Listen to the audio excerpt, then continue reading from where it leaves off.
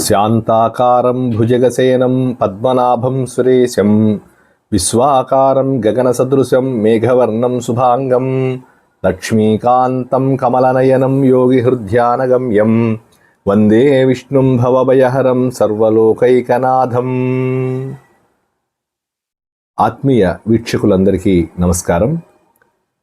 ప్రతి సంవత్సరము భాద్రపద మాసంలో పౌర్ణమికి ముందు వచ్చేటువంటి చతుర్దశి తిథిని అనంత పద్మనాభ స్వామి వారి ప్రీతికరంగా అనంత పద్మనాభ స్వామి వ్రతము లేదా అనంత వ్రతంగా వ్యవహరించి భక్తి శ్రద్ధలతో ఆచరిస్తారు. కొన్ని వంశాల్లో ఇది పరంపరాగతంగా ఆచరించడం ఆచారంగా వస్తూ ఉన్నది. ఈ సంవత్సరం ఈ వ్రతం స్వస్తిశ్రీ విశ్వావసునామ సంవత్సరం భాద్రపద శుద్ధ చతుర్దశి శనివారం అంటే ఈ నెల 9వ తారీఖున రాబోతూ ఉన్నది. భవిష్యోత్తర పురాణంలో తెలుపబడినటువంటి శ్రీ అనంత పద్మనాభ స్వామి వ్రతం యందు ఈ వ్రతం ఆచరించినటువంటి వారికి దారిద్ర్య దుఃఖములు పోగొట్టి అనంత కీర్తిని, ఐశ్వర్యాన్ని, సర్వ సుఖములను పొంది అంత్యమున విష్ణు సాయుధ్యాన్ని పొందుతారని చెప్పబడింది. ఈ వ్రతంలో ప్రతిపాదింపబడిన అనంత పద్మనాభుడు కాలస్వరూపుడైనటువంటి సాక్షాత్తు శ్రీమన్నారాయణమూర్తియే. ఈ వ్రతాన్ని శ్రద్ధాభక్తులతో 14 సంవత్సరాలు పూర్తి చేసిన వారికి ఇహలోకంలో పుత్రపౌత్రాది సంపదలు అనుభవించి చివరికి నక్షత్ర మండలంలో స్థానాన్ని పొందుతారు. ఇంతటి విశేష ఫలితాన్నిచ్చే ఈ అనంత వ్రత పూజా విధానాన్ని ఆస్తికులైన భక్తులందరి కోసం క్లుప్తంగా ఇప్పుడు మీకు తెలియజేస్తాను. ముందుగా గణపతి పూజ.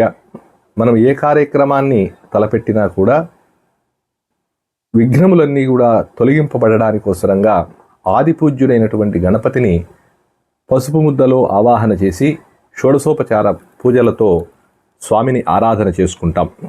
ఆ తర్వాత యమునా పూజ చేయాల్సి ఉంటుంది.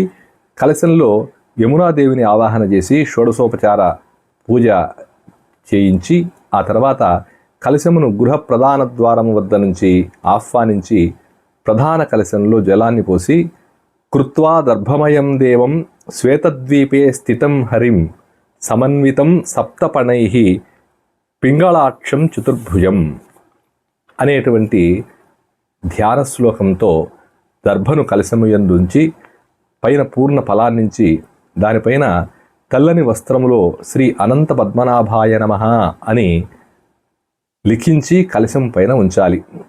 ఆ తర్వాత స్వామినికి ధ్యాన ఆవాహనాది విధులతో యథావిధిగా పంచామృత అభిషేకములతో షోడశోపచార పూజ చేయాలి.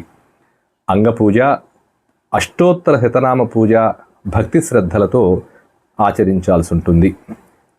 14 గ్రంథులు కలిగినటువంటి తోరమునకు చతుర్దశ గ్రంథి పూజ చేసి అతిరసములతోనూ వివిధములైన ఫలములను స్వామివారికి నివేదన చేసి తాంబూలం సమర్పించి నీరాజనము, మంత్రపుష్పము, ప్రదక్షిణ నమస్కారములు ఆచరించాలి.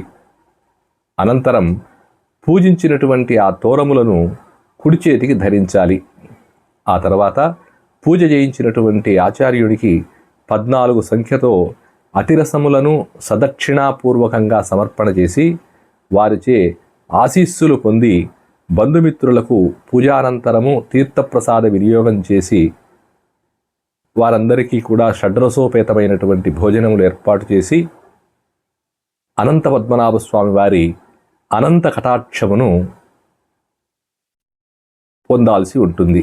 ఇది పూజా విధి.